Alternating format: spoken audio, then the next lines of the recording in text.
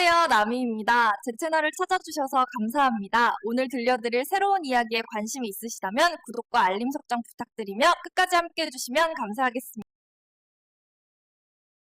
내레이션 눈을 뜨자마자 눈앞에 빨간 글씨가 나타났다. 악녀의 모방 진행도가 80%에 도달했습니다.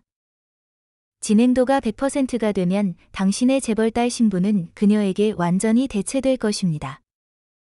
나는 웃음이 나왔다. 하수구 물이 바다에 비할 수 있을까?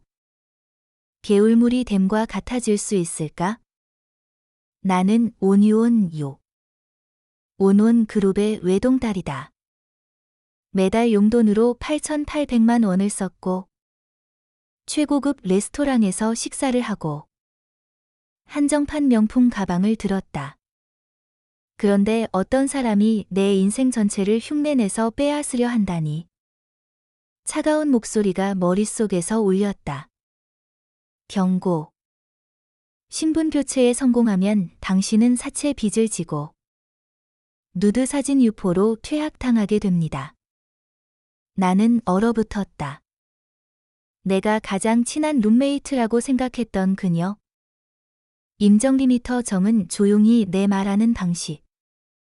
걷는 모습. 심지어 내 허리까지 내려오는 긴 생머리까지 흉내내서 나와 똑같은 웨이브 헤어스타일을 만들고 있었다. 내가 해외여행 중 소셜미디어에 사진 한 장을 올리자 그녀는 배경이 너무 가짜 같네라고 댓글을 달았다. 다음 날 똑같은 사진이 그녀의 계정에 올라왔고 배경도 똑같았다. 그 밑에는 언니. 정말 멋져요. 어떻게 해야 언니 같은 친구가 될 수 있나요? 라는 아첨하는 댓글들이 가득했다. 그녀는 내 말투, 옷차림, 심지어 분위기까지 따라했다. 다른 사람들은 그녀의 모방이 터무니없다고 비난했지만 그녀는 오히려 자랑스러운 듯 웃었다. 내레이션 좋아. 나는 거울을 보며 18년 동안 소중히 갖고 온 머리카락을 움켜쥐었다. 싹둑. 가위로 과감하게 잘랐고 결국 삭발을 했다. 어떻게 세상에 이렇게 뻔뻔한 사람이 있을 수 있는지 정말 이해가 안 됐다.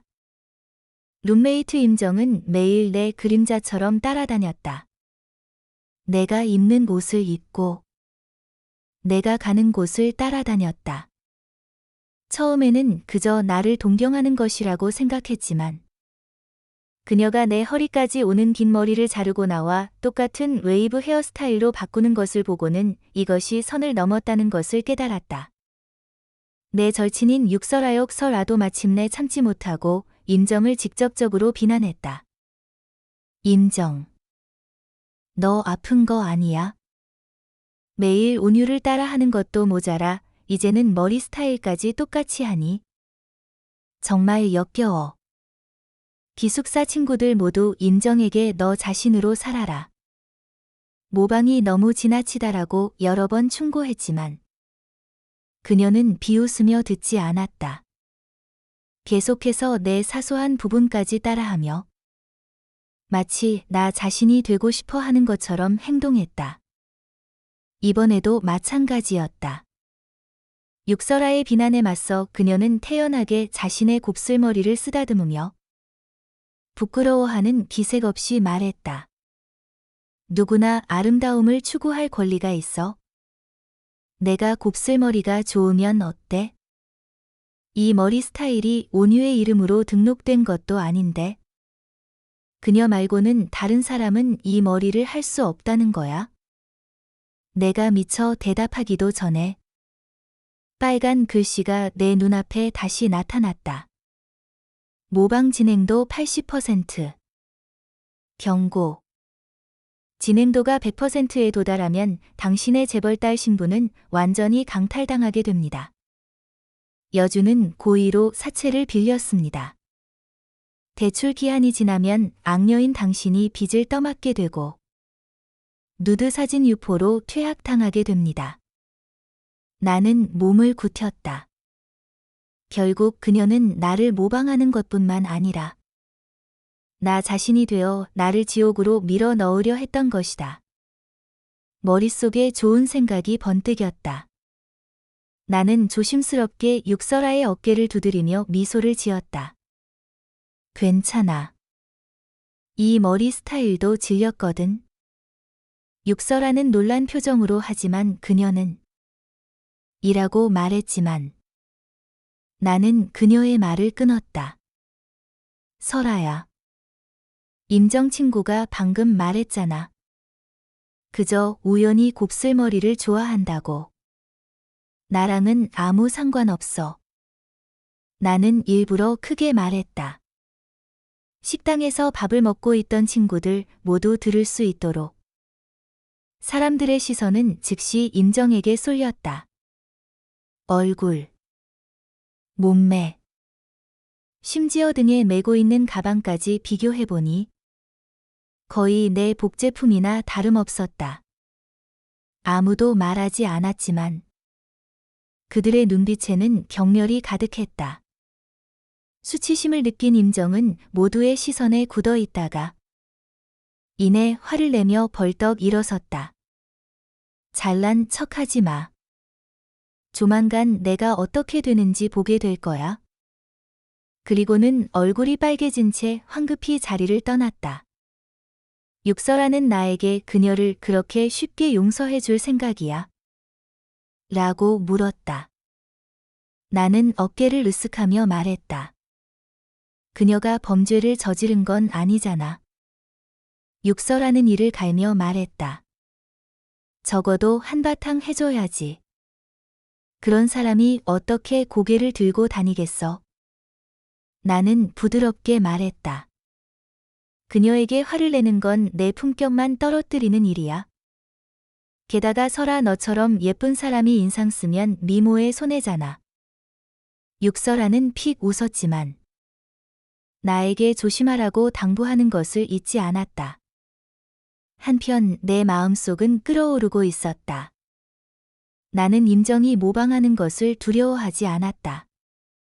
오히려 그녀가 더 이상 모방하지 않을까 봐 두려웠다.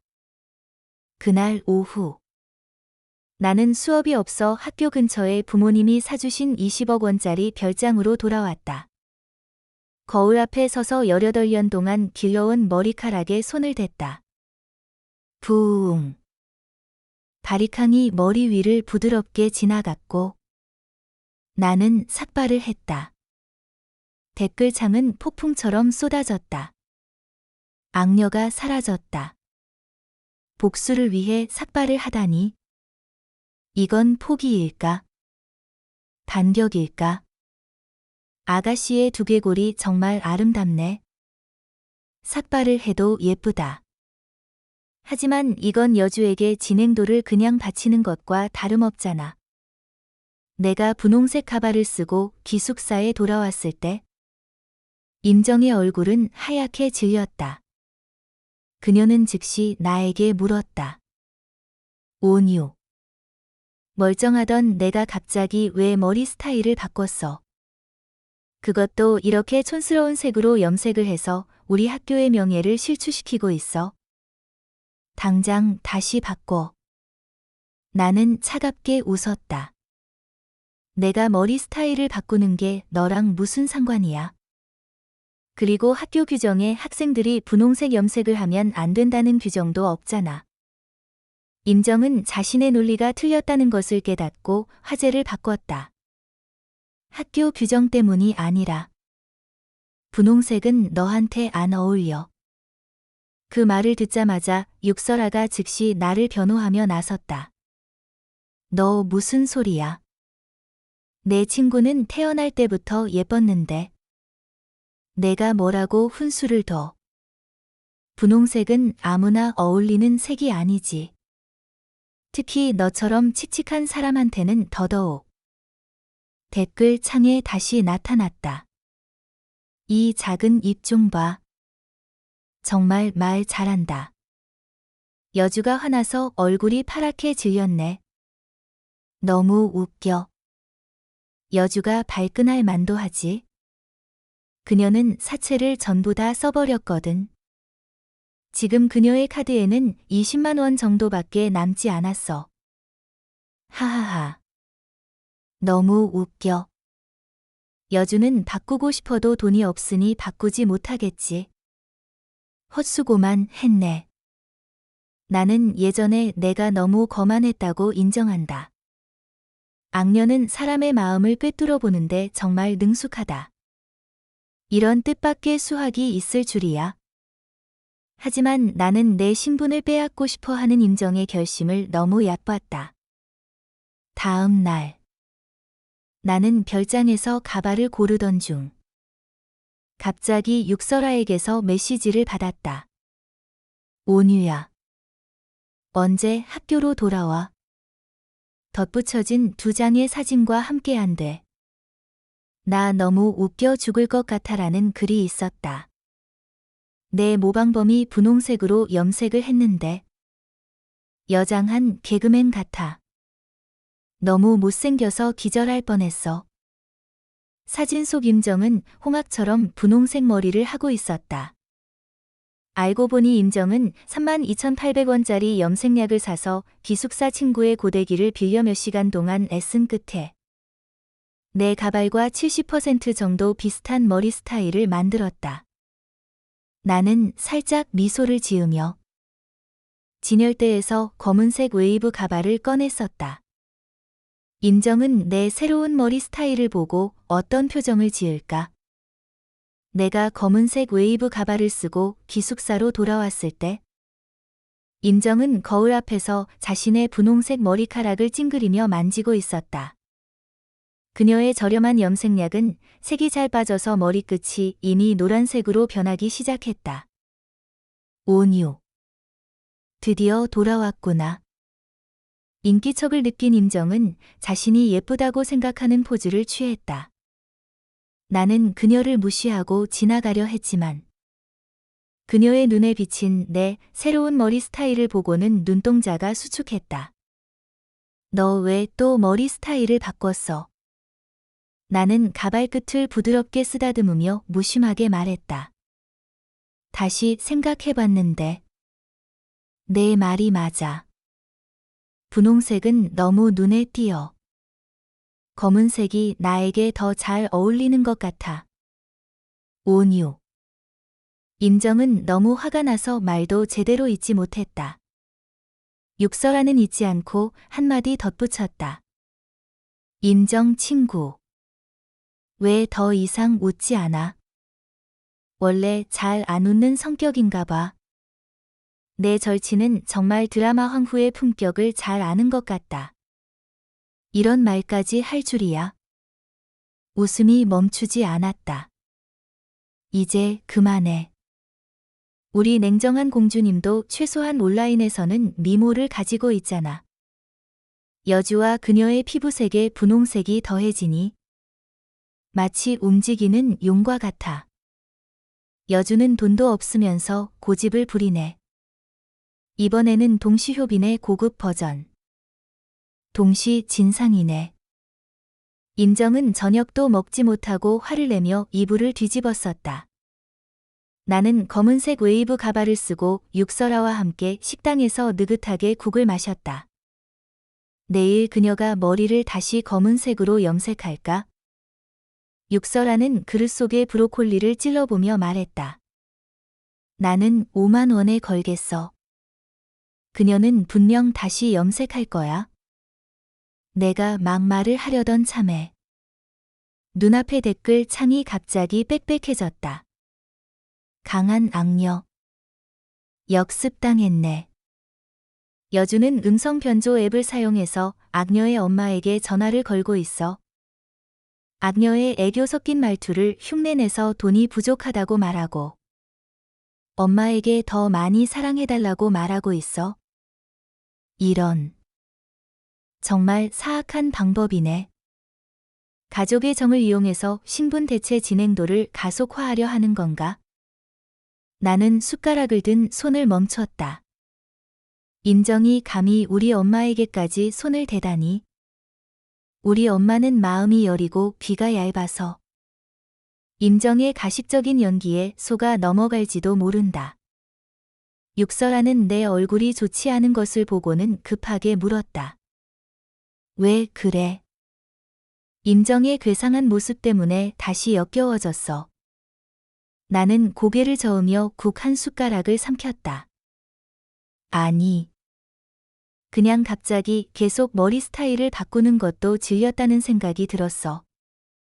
그럼 뭘로 바꾸고 싶은데? 육설아의 눈이 반짝였다. 스타일을 바꿔보는 건 어때? 한복을 입으면 분명 정말 예쁠 거야. 나는 휴대폰 화면에 나타난 엄마의 메시지를 보았다. 엄마가 내 통장으로 1,000만 원을 보냈어. 돈 아끼지 말고 써.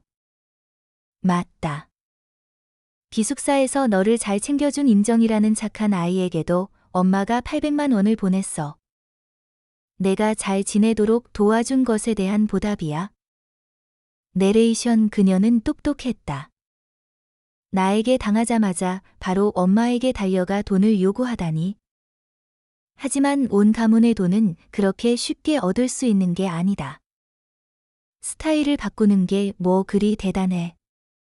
나는 휴대폰을 식탁에 내려놓으며 말했다. 바꿀 거라면 그녀가 절대 따라 할 수 없는 것을 바꿔야지. 댓글창이 즉시 화면을 가득 채웠다. 악녀가 또 새로운 장난을 꾸미나 봐. 기대감 최고조네. 갑자기 여주가 좀 불쌍해지려고 한다. 하하하. 그녀는 악녀에게 당해서 망가지고 말 거야. 여주의 가치관은 올바르지 않아. 교정되어야 마땅해. 착하게 살면 좋잖아. 그런데 감히 다른 사람의 신분을 탐내다니. 악녀에게 고통받아도 싸다. 뭐라고? 어떻게? 육설아의 호기심 가득한 눈빛에 나는 살짝 미소를 지었다. 다음 주 수요일이 내 생일인데. 반 친구들 모두에게 밥 사는 건 과하지 않겠지? 내 생일날. 나는 호텔 전체를 빌렸다. 임정은 분해서 이를 갈았지만 호텔에 온 지 몇 분도 안 되어 분통을 터뜨리며 자리를 떠났다. 유야. 방금 그녀의 표정 봤어. 너무 웃겨 죽을 뻔했어. 육설아는 신나서 말했다. 그녀는 옷차림만 따라하면 너처럼 될 수 있다고 생각했겠지. 오늘이야말로 그녀에게 진짜와 짝퉁의 차이를 보여줘야 해. 나는 아무 말 없이 있었다. 그녀의 성격상 쉽게 포기하지 않을 것이 분명했다. 역시 그녀는 오래지 않아 조용히 있지 못했다. 금요일 저녁. 그녀는 갑자기 학과 단체 채팅방에 메시지를 보냈다. 위치는 시내에서 가장 핫한 프라이빗 라운지 클럽이었다. 요즘 아르바이트로 돈 좀 벌었어. 오늘 저녁에 모두 노래방에서 놀자. 저녁 7시에 와서 나를 응원해줘. 임정이 반 친구들 모두를 라운지 클럽에 초대한 소식은 빠르게 퍼져나갔다. 채팅방은 순식간에 활기를 띠었다. 정 언니. 돈 많이 벌었나 봐. 임정은 겸손하게 몇 마디 대답한 후 갑자기 채팅방에서 내 이름을 언급했다. 온유도 올 거지. 지난번 내 생일 때 같이 술 한 잔 못했잖아. 나는 막 마스크팩을 떼고 있었는데. 손가락이 화면 위를 스치자 댓글창이 다시 가득 찼다. 여주가 정말 돈을 썼네. 이 라운지 클럽은 한 사람당 최소 50만 원은 쓰는데. 그녀는 온유 엄마가 준 800만 원을 여기다 다 쏟아부었어. 그것뿐만이 아니야. 그녀가 사채 앱에 신상 정보를 입력하고 1,000만 원을 빌린 것을 봤어. 이자율이 엄청나게 높던데. 그녀는 정말 영리하게 계산하고 있어. 이 방법을 통해 겸손한 재벌 아가씨 이미지를 만들어서 악녀를 대체하려는 속셈이야. 마침 단체 채팅방 메시지를 본 육서라는 나에게 한탄하듯 말했다. 그녀가 무슨 돈이 있다고. 은행을 털었나. 나는 꼼꼼하게 거울 앞에서 오렌지빛 레드 립스틱을 바르며 말했다. 글쎄. 로또에 당첨됐을지도 모르지. 7시 정각. 나와 육설아가 라운지 클럽에 도착했을 때 방 안은 이미 사람들로 가득 차 있었다. 임정은 내가 지난번 생일 파티 때 입었던 것과 똑같은 새 드레스를 입고 있었다. 그녀는 지난번 내 생일 파티 때의 내 모습을 흉내내며 환하게 웃으며 말했다. 모두들 편하게 놀아. 오늘 저녁은 내가 쏠게. 그녀는 나를 보자마자 눈을 반짝이며 일부러 목소리를 높였다. 온유. 왔어. 이리 와서 앉아. 너를 위해 특별히 자리를 비워뒀어. 육설아는 그녀를 대놓고 싫어하며 가식덩어리라고 중얼거렸다. 나는 그녀의 말에 대답하지 않고 곧장 노래 선택 테이블로 가서 사람들이 잘 모르는 옛날 노래 한 곡을 골랐다. 육설아는 내 귀에 속삭였다. 저 드레스 좀 봐. 짝퉁이지. 아직 실밥도 제대로 정리 안 됐잖아. 이야기를 나누고 있는데. 임정이 샴페인 2잔을 들고 내 앞에 다가왔다. 온유. 지난번 일은 내가 잘못했어. 너는 마음이 넓으니까 이해해 줄 거지. 사람들 앞에서 내가 용서하지 않으면 속이 좁은 사람이 될 것 같았다. 나는 샴페인을 받아 그녀와 잔을 부딪혔다. 다 지난 일인데 뭐. 그녀의 휴대폰이 갑자기 울렸고 댓글창에는 사채 계좌에서 돈이 입금되었다는 메시지가 바로 보였다. 1,000만 원이 방금 입금되었다. 그녀는 이제 구름 위를 걷는 기분일 것이다. 이전에 악녀에게 겪었던 수모는 조금도 기억하지 못하겠지. 돈도 없으면서 있는 척하다니. 그녀가 망하는 모습을 지켜봐야겠다. 역시나. 임정은 휴대폰을 보더니 자신감이 넘쳐 보였다. 몸을 돌려 모두에게 말했다. 모두들 앉아만 있지 말고 과일이랑 안주 마음껏 시켜. 제일 비싼 술 몇 병 더 시켜. 몇몇 남자들이 환호했고 직원이 와인 리스트를 가져오자 그녀는 망설이지 않고 가장 비싼 것을 주문했다. 나는 그녀의 허세 가득한 모습을 보며 갑자기 웃음이 나왔다. 그녀는 1,000만 원으로 아침까지 놀 수 있다고 생각했겠지만 2라운지 클럽에서 고급 위스키 한 병은 이미 500만 원이 넘는다는 것을 모르고 있었다. 몇 잔의 술이 오가자 방 안의 분위기는 뜨거워졌다. 임정은 마이크를 잡고 분위기를 띄우기 위해 춤을 추고 싶다고 말했다. 그녀는 특히 내 앞에 와서 말했다. 온유.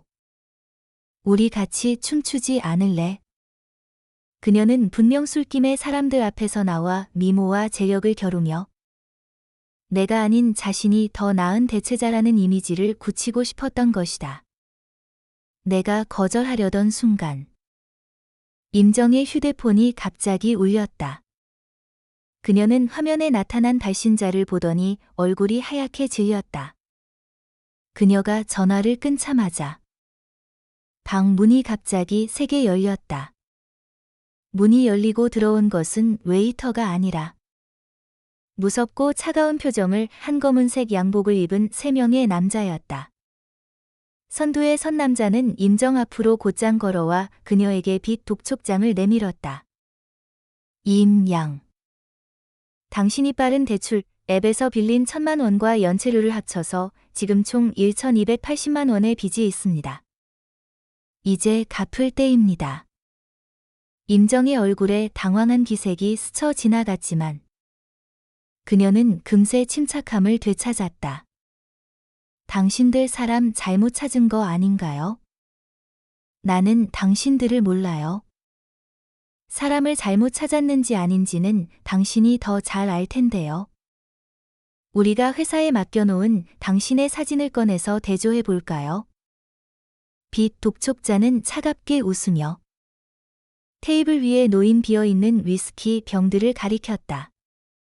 이 술병들도 1천만 원은 넘겠지. 임양은 여기서 돈 쓸 돈은 있으면서 빚은 갚기 싫은가 봐.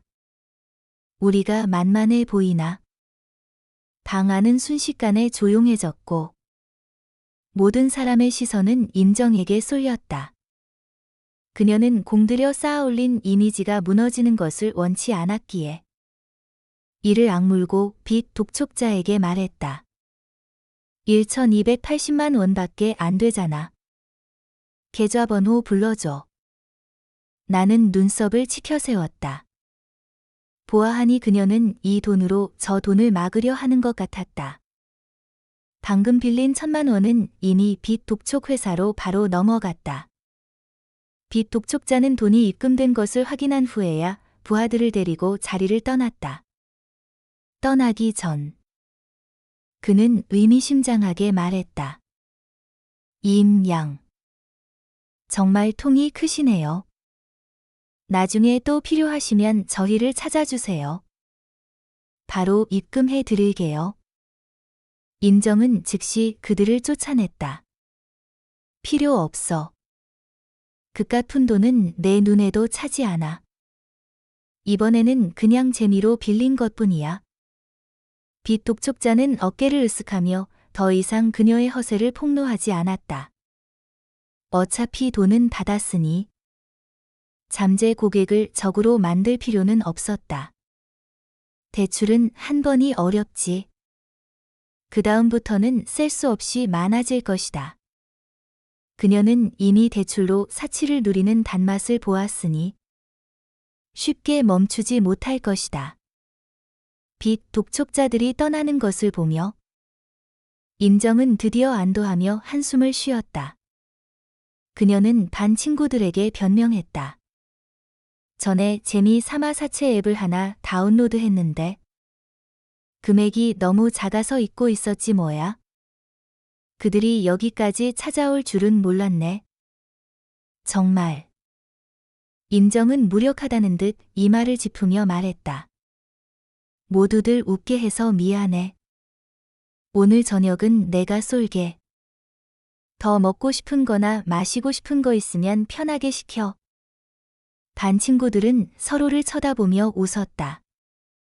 정 언니가 부자인데 어떻게 사채를 빌릴 리가 있어. 임정은 의기양양해했다. 당연하지. 나는 픽 웃었다. 만약 댓글창이 그녀의 현재 재정 상황을 알려주지 않았다면 나는 그녀의 연기에 속아 넘어갔을지도 모른다. 그녀는 전신 중에서 입만 가장 굳건했다. 1,280만 원을 갚았으니 이제 그녀에게 남은 돈은 320만 원뿐이다.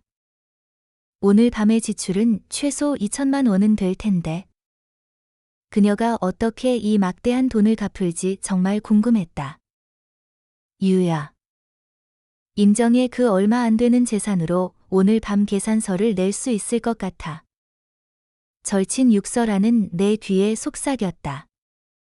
사실 룸메이트들이 임정에게 분수에 맞게 살라고 여러 번 충고했었는데 임정은 허세를 부리는 것을 좋아해. 누가 알겠어. 나는 임정을 곁눈질로 쳐다보니 그녀가 무심하게 휴대폰을 들고 있는 것이 보였다. 댓글창을 통해 그녀가 계속해서 사채를 빌리려 한다는 것을 알 수 있었다. 하지만 너무 많은 빚 때문에 이제는 어떤 플랫폼에서도 대출을 받을 수 없었다. 모두들 놀고 있어. 나 잠시 화장실 좀 다녀올게. 임정이 휴대폰을 들고 방을 나가는 것을 보고 반 친구들은 걱정하기 시작했다. 그녀가 도망가는 거 아니야? 오늘 밤은 최소 몇 천만 원은 나올 텐데. 나는 그렇게 많은 돈 없어. 맞아. 이번 달 생활비 다 썼어. 그녀가 쏜다고 하지 않았으면 오지도 않았을 거야. 나는 술잔을 내려놓으며 말했다. 걱정 마. 만약 그녀가 정말 도망간다면 오늘 계산서는 내가 낼게. 절친 육설아가 즉시 호응했다. 역시 내 친구. 정말 통이 크네. 다른 친구들도 덩달아 거들었다. 어쨌든 그들도 평범한 대학생들이었으니 이 돈은 정말 큰 금액이었다. 하지만 나에게는 그저 용돈에 불과했다. 임정은 나를 대체하고 싶어 하니 오늘 밤은 절대 도망가지 않을 것이다. 다만 나는 그녀가 어떤 방법으로 오늘 밤 계산서를 해결할지 정말 궁금했다. 나는 자리에서 일어나 방을 나갔고 임정이 라운지 클럽 매니저에게 굽실거리며 부탁하는 모습을 보았다. 매니저님. 저는 그렇게 많은 돈이 없어요. 저를 좀 이해해 주시면 안 될까요? 제가 여기서 아르바이트를 하면서 빚을 갚을게요. 손님. 만약 계산서를 지불하지 못하시면 경찰에 신고할 수밖에 없습니다. 경찰에게 말씀하세요. 매니저는 정중했지만 그의 태도는 단호했다. 나는 그녀가 뭔가 대단한 묘책을 생각해냈을 거라고 생각했는데 설마 라운지 클럽 매니저에게 구걸할 줄이야.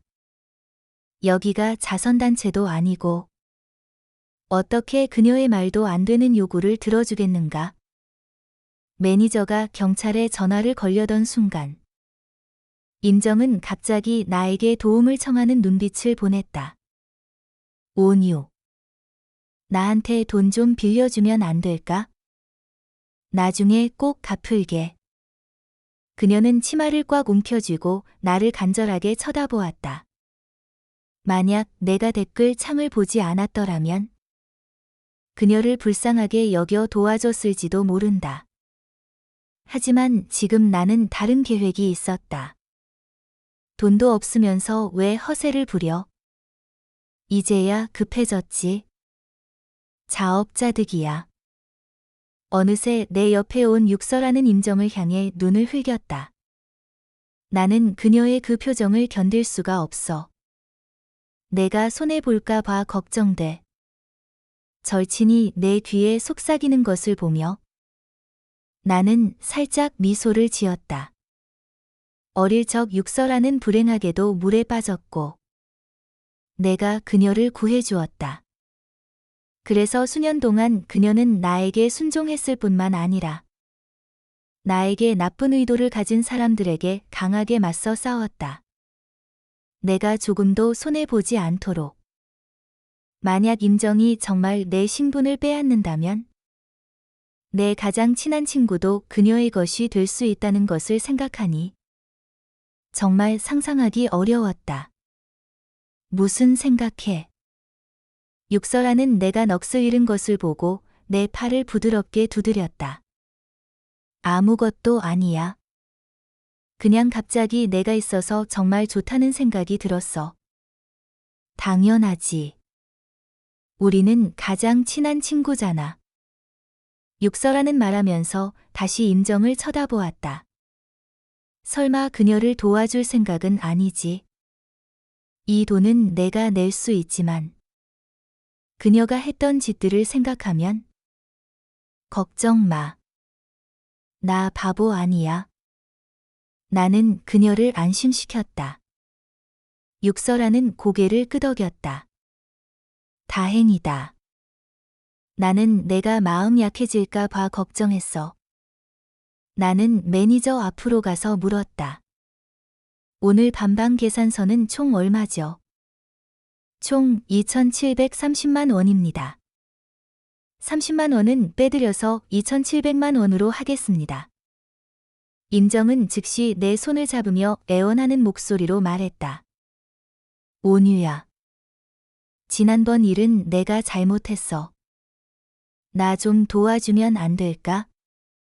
나는 그녀의 손을 뿌리쳤다. 2,700만 원은 나에게 큰 돈이 아니야. 임정은 미소를 지으며 나에게 고마워했지만 나는 내 대신 돈을 내주겠다고 동의한 적은 없는데 라고 말했다. 무슨 뜻이야? 2,700만 원은 나에게 정말 별것 아닌 돈이었다. 그런데 왜 나에게 빌려주지 않으려는 거야? 돈을 빌려주지 않겠다는 것은 아니야. 다만 임정 친구. 나는 그녀에게 더 가까이 다가갔다. 내가 알기로 내 부모님은 평범한 직장인인데 내가 뭘 믿고 내가 빚을 갚을 수 있다고 생각해야 하지? 임정의 얼굴은 순식간에 창백해졌다. 육설아는 예의를 차리지 않고 즉시 그녀를 비난했다. 맞아. 나는 내가 돈을 빌리려는 게 아니라 그냥 얻어먹으려는 것 같아. 온유의 돈으로 허세를 부리려고 하다니. 꿈도 꾸지 마. 댓글 창도 뜨거워졌다. 절친. 말 잘한다. 여주는 원래 돈을 갚아줄 생각이 없었어. 그녀가 지금 불쌍한 척하는 것은 돈이 없어서 감옥에 가면 자신의 대체 계획에 영향을 미치기 때문이야. 이 지경까지 와서도 포기하지 않다니. 여주는 정말 죽지 않는 바퀴벌레 같아. 바퀴벌레도 저렇게 까마귀가 둥지를 빼앗는 짓은 안 해. 바퀴벌레를 모욕하지 마. 그녀의 임무에 기한이 있었던 것 같은데. 어쩐지 그렇게 서두르더라. 하지만 악녀는 이미 그녀의 속셈을 꿰뚫어 봤으니 임무를 완수하기는 하늘의 별 따기겠네. 임무에 기한이 있었던 건가? 맞아. 기한이 없었다면 나는 항상 불안해했을 것이다. 중요한 단서를 얻었으니 나는 더 이상 그녀를 괴롭히지 않았다. 이 계산서. 내가 정말 내줄 수 있어? 임정은 급하게 물었다. 하지만 내가 반 친구들 앞에서 오늘 접대는 내가 냈다고 인정해야 해. 임정의 표정은 즉시 무너졌다. 그녀는 나를 쳐다보며 말을 더듬었다. 만약 그들에게 진실을 말하면 앞으로 어떻게 그들을 볼 수 있겠어? 그럼 감옥에 가든가? 2,700만 원이면 최소 3년은 살아야 해. 육설아는 정말 내 대변인 같았다. 조금도 망설이지 않았다. 임정은 잠시 망설이다가 결국 동의했다. 좋아. 내가 그들에게 진실을 말할게. 약속 어기지 않을 거지. 이까짓 2,700만 원도 못 낼 것 같아. 이 말이 나오자마자 나는 임정의 눈에 가득 찬 증오심을 분명하게 보았다. 보아하니 그녀는 정말 질투하고 있는 것 같았다. 하지만 나는 그녀의 소원을 들어주지 않을 것이다. 임정은 우리 뒤를 멀지도 가깝지도 않게 따라왔다.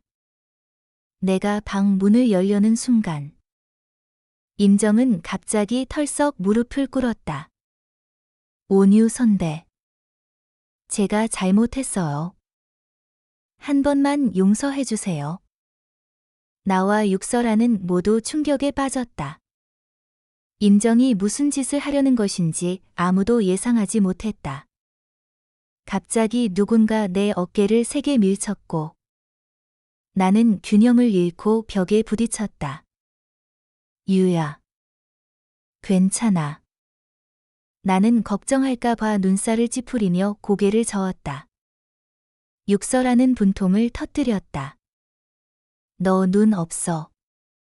사람이 서 있는데 부딪히고 그 사람은 육설아에게 신경 쓰지 않고 오히려 무릎을 꿇고 있는 임정을 일으켰다. 괜찮아. 임정은 고개를 저었지만 눈은 약간 붉어져 있었다. 그들이 너를 괴롭혔어. 임정은 나와 육설아를 쳐다보더니 두려운 척하며 무의식적으로 뒷걸음질 쳤다. 육설아는 원래부터 임정을 싫어했는데 이제 그녀 200년화 같은 모습을 보니 참을 수 없었다. 임정. 똑똑히 말해. 우리가 너를 괴롭힌 것처럼 행동하지 마. 그 남자는 임정을 뒤에 숨기며 우리를 향해 불만과 혐오가 가득한 눈빛으로 쳐다보았다. 그때서야 나는 그의 얼굴을 똑똑히 보았다. 송응성 용성. 내 어린 시절 약혼자였다. 그가 여기 나타날 줄은 몰랐다. 댓글창은 다시 화면을 가득 채웠다. 젠장. 남주 등장. 아니. 그들은 같은 학교가 아닌데 어떻게 아는 사이야? 위에 있는 사람 잊었어. 여주에게는 시스템이 있어. 정리 포인트를 이용해서 남주의 정보를 얻고 그가 지나가는 곳에 일부러 길고양이를 먹이면서 남주의 관심을 끈 거야. 나중에 여주가 악녀의 신분을 빼앗는데 성공했지만 성격이 너무 많이 바뀌어서 악녀의 부모가 의심했어. 그래서 그녀는 어차피 저지른 일 끝까지 가자며 살인 청부업자를 고용해서 그들을 죽였어. 위에 있는 사람 말이 맞네. 하지만 그녀가 처음 살인을 저지를 때 허점을 남겼는데 남주가 그녀를 도와 뒤처리를 해줬어. 남주는 처음부터 끝까지 여주가 악녀가 아니라는 것을 알고 있었는데도 기꺼이 그녀를 위해 이런 일들을 해줬다니. 정말 진정한 사랑이네. 무슨 진정한 사랑이야. 남주는 지나치게 자격지심이 강해. 집안 배경이나 능력 모두 악녀보다 못해서 자신의 감정을 직시할 용기가 없었어. 그래서 자신에게 의지하는 여주에게 사랑이라고 부르는 감정을 준 거야. 재벌가의 진정한 감정은 없어. 악녀의 부모가 죽고 나서 여주는 모든 재산을 상속받았어. 이 모든 것은 결국 남주의 손에 들어갔지. 속된 말로 말하면 그는 식충이었던 거야. 화면의 댓글들을 보며 나는 주먹을 꽉 쥐었다. 예전에는 송응성이 왜 나를 그렇게 싫어하는지 이해하지 못했다. 내가 아무리 호감을 사려고 해도 그는 나를 한 번도 쳐다보려 하지 않았다. 심지어 나를 화나게 하려고 일부러 다른 대학을 선택했다. 나는 그저 그가 어른들이 정해준 약혼에 반대하는 것이라고 생각했다. 이제야 진실을 알았다. 하차는 자존심 때문이었다. 하지만 분명 그때 그가 평생 나를 돌봐주겠다고 약속했었는데 나는 그가 나에게 이렇게 매정할 줄 몰랐고 임정과 손을 잡고 온 가문을 완전히 파멸시킬 줄도 몰랐다. 어릴 때부터 부모님은 그를 가족처럼 대했다. 나는 그가 나에게 무관심하더라도 적어도 부모님에 대한 은혜는 기억할 것이라고 생각했다. 하지만 그는 길들일 수 없는 배간시 일이었다. 임정과 손잡고 온 가문의 재산을 가로채고 싶다면 그럴 능력이 있는지부터 봐야지. 온유. 내가 사람을 잘못 본 게 아니었어. 너는 돈만 믿고 사람을 괴롭히는 소인배였어. 송응성. 눈이 안 좋으면 기증해버려. 죽은 백년아 같은 애 때문에 감히 온유를 공개적으로 비방해. 그녀가 내 약혼녀라는 것을 잊지 마. 무슨 약혼녀야. 그냥 어른들이 농담 삼아 한 말일 뿐이잖아. 송응성은 비웃으며 말했다. 온유. 꿈도 꾸지 마. 나는 너랑 결혼하느니 차라리 돼지랑 결혼하겠어. 육설아는 화가 나서 송응성과 말싸움을 하려 했지만 내가 막았다. 나는 화를 내지 않고 그의 뒤에 서 있는 임정을 침착하게 바라보았다. 임정 친구. 방금 일에 대해 해명하고 싶은 말 없어? 저는 잘 모르겠어요. 임정은 말을 더듬으며 당황한 표정을 감추지 못했다. 방금 전까지 임정이 왜 갑자기 태도를 바꿨는지 이상하게 생각했다. 알고 보니 그녀는 송응성 앞에서 일부러 연극을 했던 것이다. 나는 그녀의 연기력을 정말 얕봤다. 만약 그녀가 정말 반격할 능력이 없다면 이 게임은 조금 지루했을 것이다. 나는 살짝 미소를 지었다. 그럼 내가 너에게 알려줄게. 내가 반 친구들 모두에게 노래방을 쏘겠다고 해놓고 계산할 때가 되니 돈이 없다고 말했지. 내가 착하게 너를 도와줬는데 너는 나를 이렇게 대하다니. 내가 한마디씩 덧붙일 때마다 임정의 얼굴은 점점 더 창백해졌다. 방 문이 완전히 닫히지 않아. 안에 앉아있던 친구들 모두 인기척을 느끼고 일어서서 나왔다. 그들의 시선은 호기심과 함께 비난이 가득 찬 채 임정에게로 향했다. 내가 그럴 줄 알았어. 임정이 무슨 돈이 있다고. 낭비하는 척하더니. 정말 생각 없네. 이건 온유한테 돈 내라고 손가락질하는 거 아니야? 돈은 못 내면서 오히려 남 탓을 하네. 쯧쯧쯧.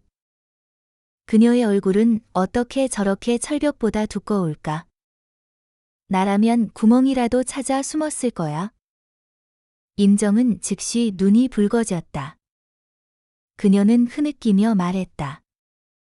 죄송해요. 제 분수를 몰랐어요. 저는 그저 친구들과 잘 지내고 싶었을 뿐인데. 여기가 이렇게 비쌀 줄은 몰랐어요. 저는 온유 선배처럼 부자가 아니라서. 마음껏 호텔 전체를 빌려 생일 파티를 열 수 없어요. 모두 온유 선배를 좋아하잖아요. 하하. 정말 백년아, 같은 말이야. 불쌍한 척하면서 나를 비꼬고 있어. 송응성은 역시나 그 말에 넘어갔다. 온유. 너는 돈만 믿고 제멋대로 행동하는구나. 너 같은 사람은 진정한 감정을 가질 자격이 없어. 임정 선배는 그저 친구들과 놀고 싶었을 뿐인데. 너는 도와주지는 못할 망정 공개적으로 그녀를 곤경에 빠뜨려. 이게 너희 온 가문의 교육 방식이냐. 임정은 제때 그의 옷소매를 잡으며 조심스럽게 말했다. 송 선배. 그만하세요. 제가 무능해서 그래요. 말은 이렇게 했지만 그 억울한 표정은 마치 내가 정말 그녀에게 무슨 짓이라도 한 것 같았다. 두려워하지 마. 내가 여기 있는데 아무도 너를 괴롭힐 수 없어. 나는 그들의 어설픈 연극을 보며 웃음을 참지 못하고 박수를 쳤다. 비꼬는 목소리로 연기 정말 잘하네. 내가 둘에게 상이라도 줘야 할까? 온유. 여기서 비꼬지 마. 겨우 2,700만 원 가지고 다른 사람의 인격을 짓밟고 싶다니. 꿈도 꾸지 마. 그는 말하면서 검은색 카드를 꺼내 매니저에게 던졌다. 마치 화가 난 사람처럼 행동했다. 카드 긁으세요. 이 계산서 제가 낼게요. 임정의 눈은 환하게 빛났고 그녀는 즉시 그의 옆에 바싹 붙었다. 응성 선배. 어떻게 저에게까지 이래요? 송응성은 내가 한 번도 보지 못한 다정한 눈빛으로 그녀를 내려다보았다. 그것은 그녀를 아끼고 보호하려는 눈빛이었다. 내가 여기 있는데 앞으로 아무도 너를 억울하게 만들지 못하게 할 거야.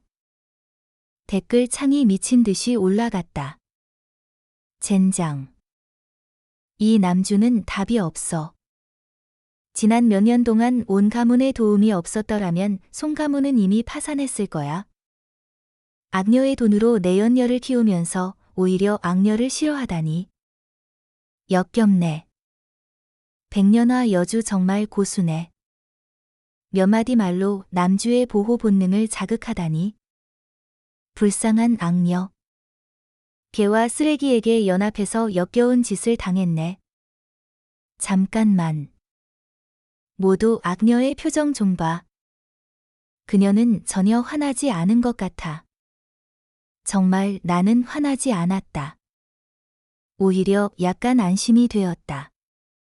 송응성이 인정을 더 많이 보호하고 그녀에게 돈을 더 많이 쓸수록 그의 어리석음과 우리 가족에 대한 그의 의존성이 더 빨리 드러날 것이기 때문이다.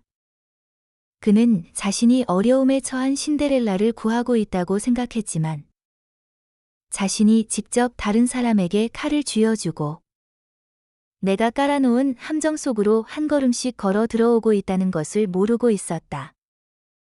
송 선배가 이렇게 통이 크다면 저는 이 부분을 양보하겠습니다.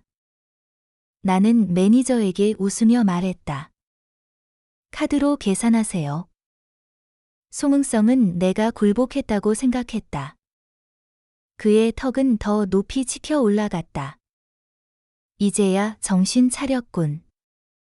인정도 덩달아 의기양양해하며 승리라도 한 것처럼 나를 쳐다보았다. 마치 이 경쟁에서 이기면 나를 완전히 대체할 수 있다고 생각하는 것 같았다. 그녀는 모방이 아무리 비슷해도 짝퉁은 절대 진짜가 될 수 없다는 것을 잊은 것 같았다. 육설아는 화가 나서 발을 쿵쿵 굴렀다. 유야. 그들이 그렇게 의기양양하게 놔둘 거야?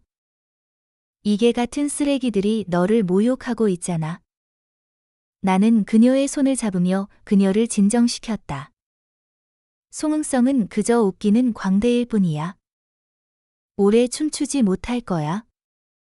방으로 돌아가는 길에 송응성은 인정의 손을 내내 잡고 있었고 여러 해 동안 사랑을 나눈 연인처럼 다정해 보였다. 인정은 이따금씩 나를 돌아보며 자랑스럽고 의기양양한 미소를 지었다. 반 친구들의 눈빛은 나를 향해 복잡했다. 동정심, 호기심, 심지어 몇몇은 몰래 휴대폰으로 우리 사진을 찍기도 했다. 나는 그런 시선에 신경 쓰지 않고 곧장 소파로 가서 느긋하게 딸기 케이크 한 조각을 먹었다. 송응성은 인정을 품에 안고 헛기침을 했다. 방금 일은 모두들 신경 쓰지 마. 오늘 밤은 내가 쏠게. 마음껏 놀아. 인정은 고개를 숙이며 협조했다. 송 선배. 그리고 모두들.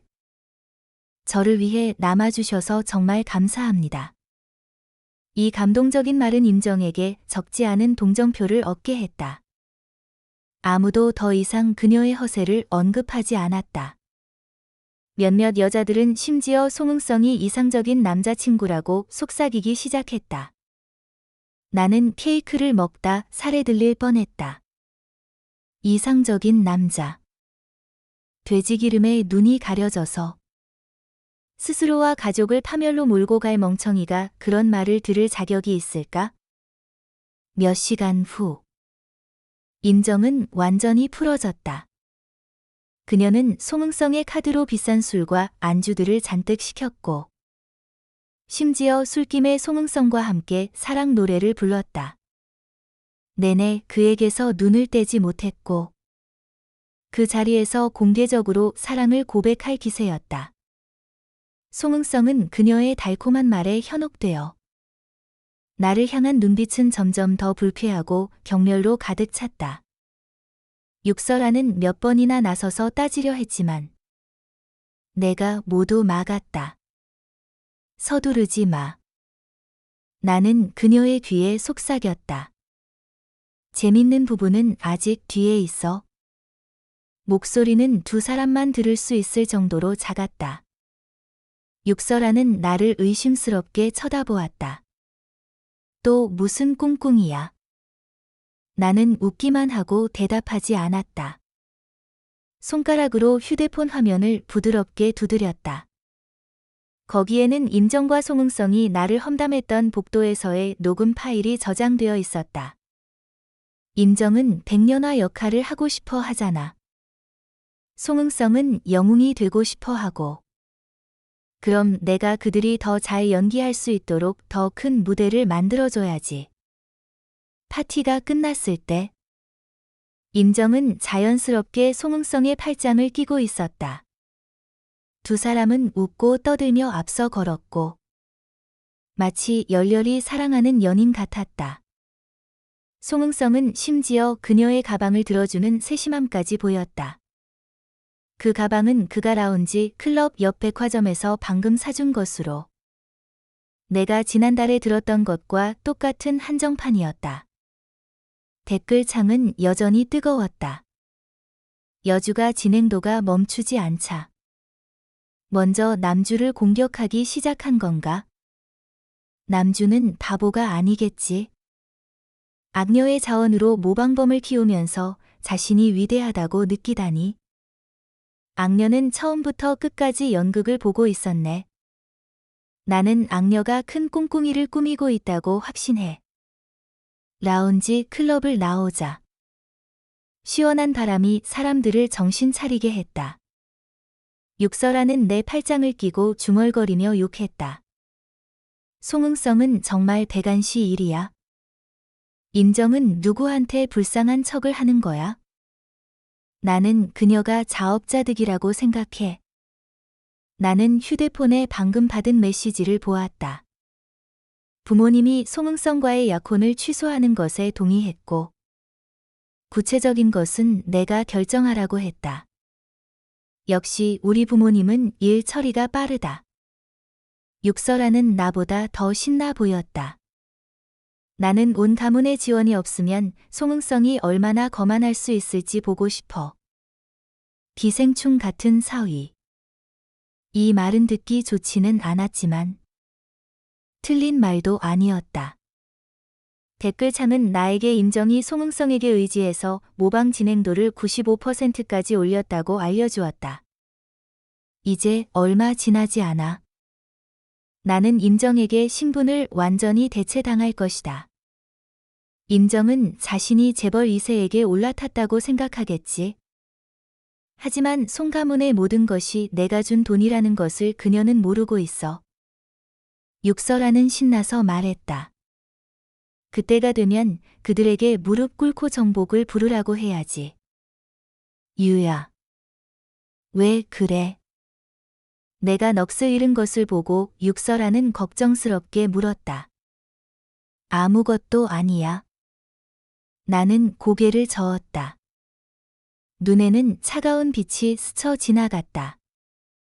그냥 갑자기 그녀가 공개적으로 사과하는 것만으로는 부족하다는 생각이 들었어. 육설아의 눈이 반짝였다. 그녀를 어떻게 골탕 먹이고 싶은데. 내가 도와줄게. 그녀는 나를 따라하는 것을 좋아하잖아. 나는 멀리서 번쩍이는 네온 사인 고층 빌딩을 보며 조용히 말했다. 그럼 그녀에게 진짜 천지 차이가 무엇인지 보여줘야지. 예를 들어 그녀가 평생 도달할 수 없는 높이를 모방하게 하는 것. 예를 들어 온 가문의 돈이 그렇게 쉽게 얻을 수 있는 게 아니라는 것을 그녀에게 알려주는 것. 댓글창이 즉시 폭발했다.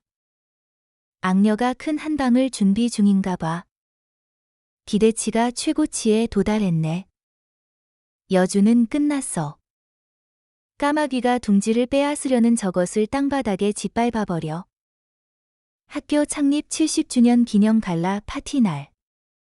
임정은 역시 나와 똑같은 고급 드레스를 입고 나타났다. 그녀는 내가 학생 대표로 연설할 것이라는 소식을 어디선가 들었는지 30분 일찍 와서 등록 테이블에 우아하게 서서 진심과 가식이 뒤섞인 사람들의 칭찬을 받고 있었다. 오늘 임정의 드레스 정말 화려하다. 온유가 입었던 고급 드레스랑 똑같네. 자세히 보지 않으면 정말 구별하기 어려워. 최근에 송도련님과 친하게 지낸다던데. 송도련님이 사줬나 봐. 임정은 부끄러운 척 고개를 숙였다. 아니에요. 저희 그냥 친구예요. 댓글창이 내 눈앞에서 미친 듯이 춤을 추었다. 여주는 남주의 관계를 이용해서 VIP 구역에 잠입했고 악녀의 연설문 초안을 훔쳤어. 그녀는 무대에서 악녀의 연설문을 읽으며 자신이 진짜 재벌딸인 척할 거야. 정말 사악하다. 여주는 이제 5%만 남았어. 그녀는 오늘 밤 악녀를 완전히 대체하기 위해 5천만 원의 사채를 빌려 보석을 샀어. 내 옆에 서 있던 육설아는 불쾌한 표정이었다. 임정은 요즘 점점 더 거만해지네. 오늘 밤에도 너랑 똑같은 옷을 입고 왔잖아. 나는 살짝 웃으며 그녀를 위로했다. 아무리 비슷해도 그녀는 나를 대체할 수 없어. 맞아. 짝퉁은 영원히 짝퉁일 뿐이야. 육설아는 말하면서 임정을 도발적으로 쳐다보았다. 이번에 임정은 움츠러들지 않고 오히려 고개를 들고 육설아를 도발하듯 비웃었다. 갈라 파티가 공식적으로 시작되었습니다. 이어서 학생대표 온유의 연설이 있겠습니다. 사회자의 발표에 따라 무대 조명이 켜지자 임정은 갑자기 자리에서 일어났다. 나보다 한 발 앞서 무대 위로 걸어갔다. 안녕하세요. 저는 온유입니다. 관객석은 순식간에 조용해졌다. 맨 앞줄에 앉아있던 송응성은 자랑스러운 표정이었다. 마치 무대 위에서 빛나고 있는 사람이 그 자신인 것처럼. 임정은 심호흡을 하고 휴대폰을 꺼내 연설문을 읽으려 했지만 화면을 제대로 보더니 얼굴이 하얗게 질렸다. 그녀가 메모장에 저장해 놓은 연설문은 어느새 그녀와 사채 플랫폼 간의 대화 메시지 스크린샷으로 바뀌어 있었다. 이게 무슨 일이야? 그녀는 당황해서 고개를 들었고 마침 내가 반쯤 웃는 듯한 눈빛으로 그녀를 쳐다보고 있었다. 나는 천천히 무대 위로 걸어 올라가 떨고 있는 그녀의 손에서 마이크를 빼앗았다. 임정 친구가 너무 긴장한 것 같네. 제가 할게요. 무대 조명이 다시 나에게 비추자. 뒤에 있던 대형 스크린이 갑자기 밝아졌다. 미리 설정해 놓은 PPT가 아니라 지난 몇 달간의 임정의 기록이었다. 깨끗하게 긁힌 신용카드 명세서, 짝퉁 판매점과의 대화 기록, 심지어 사채를 빌릴 때 찍은 신분증 사진과 빚 독촉 회사의 협박 메시지까지. 모든 것이 하나도 빠짐없이 화면에 나타났다. 가장 치명적인 것은 마지막 영상이었다. 송응성이 온 가문이 후원하는 프로젝트 자금으로 임정에게 돈을 송금하는 영상과 함께 그와 임정의 대화 기록이 나타났다. 내가 온 가문의 재산을 다 차지하면 너는 원하는 만큼 고급 물건을 가질 수 있어. 관객석이 시끄러워졌고 송응성은 갑자기 일어서서 얼굴이 새파랗게 질린 채 나를 가리켰다. 온유. 너 미쳤어. 임정은 힘이 빠진 듯 무대 위에 주저앉아 끝났어라고 중얼거렸다. 댓글창은 완전히 폭발했다. 악녀의 마지막 한방. 여주를 완전히 벗겨버렸네. 진행도가 바로 우로 돌아가고 심지어 마이너스 50%까지. 시스템은 여주가 사기와 빚 때문에 임무에 실패했다고 알렸어. 송 가문의 주가는 폭락했고 온 가문은 모든 투자를 철회하고 그들이 탈세했다는 증거를 폭로했어. 나는 침착하게 마이크에 대고 말했다. 최근에 모두들 임정 친구가 저를 모방했다는 소식을 들으셨을 겁니다. 다만 저는 그녀가 이렇게 중요한 자리에서 제 신분을 사칭할 배짱이 있을 줄은 몰랐습니다. 나는 송응성의 새파랗게 질린 얼굴을 보며 차가운 미소를 지었다. 하지만 제가 말씀드리고 싶은 것은 짝퉁은 여전히 짝퉁일 뿐이고 영원히 진짜가 될 수 없다는 것입니다. 잉어를 진주로 착각한 어떤 사람에게 저는 그가 후회하지 않기를 바랍니다. 송응성의 휴대폰은 계속해서 울렸다. 그는 휴대폰을 들고 있었지만 감히 전화를 받지 못했다. 홀 전체가 소란스러웠다. 아무도 학교 창립 70주년 갈라 파티에서 이렇게 큰 스캔들을 직접 보게 될 줄은 몰랐다. 이것은 어떤 공연보다 더 흥미로웠다. 갈라 파티가 끝난 후 임정은 뒤편에서 빛 독촉 회사 사람들에게 붙잡혔다. 그녀는 울면서 송응성에게 도움을 청했지만 돌아온 것은 상대방의 역겨운 눈빛뿐이었다. 송응성은 송 부모에게 달려와 얻어맞았다. 내가 어떻게 너 같은 놈을 낳았을까? 당장 온유에게 사과해. 내가 돼지기름에 눈이 가려졌었다고. 잘못했다고 말해. 송응성이 입을 열기도 전에 나는 그들의 말을 잘라버렸다. 그럴 필요 없어요. 억지로 맺는 열매는 달지 않아요. 나는 송 부모를 보며 단호한 목소리로 말했다. 조금도 양보하지 않았다. 게다가 지난 몇 년 동안 온 가문은 송 가문을 충분히 도와줬어요. 저희 부모님도 자선단체가 아니고 손해보는 장사를 할 수는 없죠. 송 부모의 얼굴은 창백해졌다. 그들은 이번에 송 가문이 완전히 회생 불가능하다는 것을 알았다. 그들은 송응성의 어리석음을 끊임없이 비난하며 그를 학교에서 데리고 나갔다. 떠나기 전 나는 그의 분노에 가득 찬 눈빛을 보았다. 멍청이. 나는 복도 끝에 서서 임정이 끌려가는 것을 보았다. 그녀의 드레스에 붙어있던 다이아몬드들이 바닥에 떨어져 있었다. 마치 그녀의 허황된 환상이 산산조각 난 것처럼. 정말 시원하다. 이 방법으로 그들 둘 모두를 수치심의 기둥에 박아버렸네. 육설아는 감탄하며 소리쳤다. 유야. 너 정말 대단해. 나는 살짝 웃었다.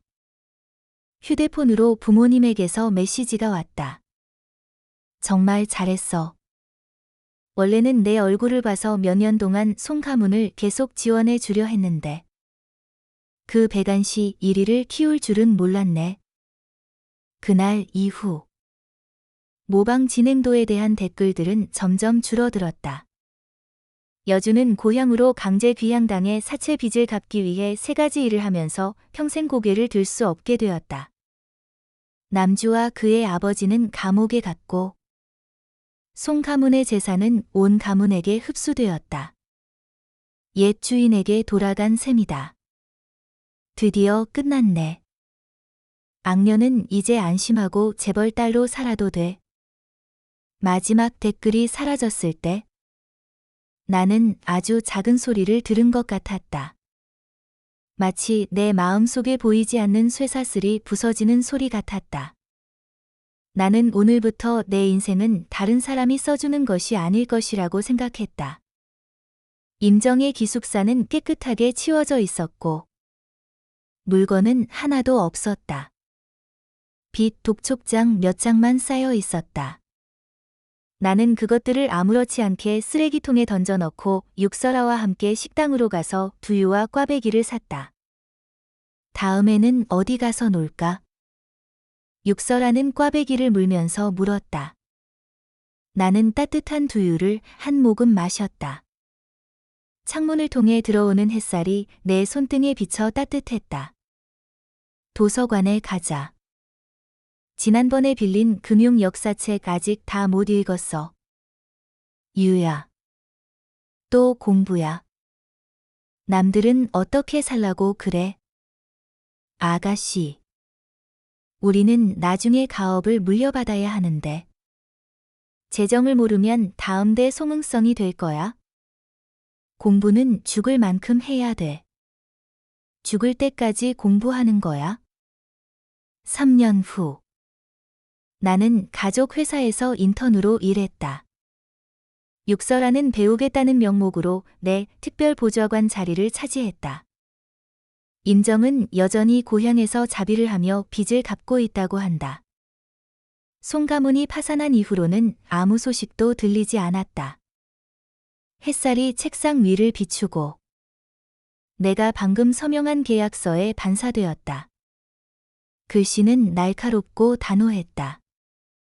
과거에 일어났던 모든 일들은 마치 꿈처럼 느껴졌다. 육설아는 나에게 밀크티 한 잔을 건네며 물었다. 아직도 그 둘을 생각하고 있어? 나는 가볍게 웃으며 멀리 창밖을 보았다. 아니. 그냥 아무도 다른 사람을 대체할 수 없다는 생각이 들었어. 자신으로 사는 것이 가장 소중한 일이야.